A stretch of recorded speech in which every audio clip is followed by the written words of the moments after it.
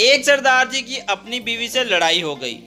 तू मैं में इतनी बढ़ गई कि सरदार जी ने हाथ जोड़कर कहा, बस कर आज मेरी माँ। अब बीवी को माँ कह दिया तो मजहबी मामला आ गया। दोनों अपने गुरुजी के पास गए तो गुरुजी ने बड़ी किताबें फरोल के इनको बताया, अब तुम दोनों को 40 दिन तक 400 लोगों को खाना खिलाना पड़ेगा, फिर ही तुम दोनों का मियाँ बीवी का रिश्ता बहाल हो सकता है। बस जी बहुत खर्चा हुआ और सरदार जी ने घर की एक एक चीज बेचकर 40 दिन का 400 लोगों का खाना पूरा किया। 41वें दिन दोनों मियाँ बीवी खाली घर में इकलौती चारपाई पर बैठे थे, एक दूसरे का मुंह तक रहे थे कि सरदारनी बोली, सरदारा ए सब तेरी वजह नाल होया है। सरदार जी ने गुस्से नाल अपनी घरवाली को देखा और बोले, फिर छेड़नी पई अपने प्यो नू।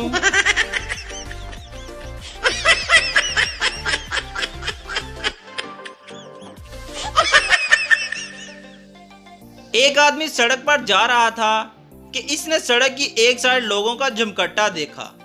वो फौरन भागकर वहां गया, लेकिन इतने लोगों में इसे अंदर घुसने की जगह ना मिली तो वो बोला, प्लीज मुझे आगे जाने दें, ये मेरी फैमिली का एक फर्द है। सब लोग फौरन एक तरफ हो जाते हैं।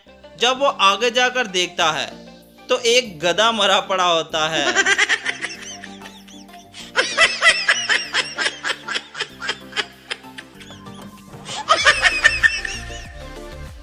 ट्रेन में सवार देहाती, यार मैंने थूकना है, कहाँ थूकूं?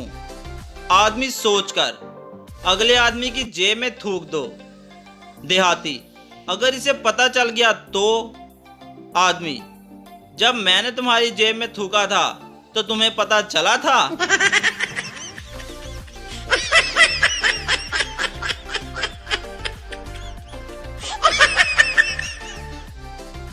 डॉक्टर ने एक नौजवान औरत के जख्मी बाजू की ड्रेसिंग करते हुए कहा, मैं अब तक नहीं समझ सका कि आपको किस जानवर ने काटा है।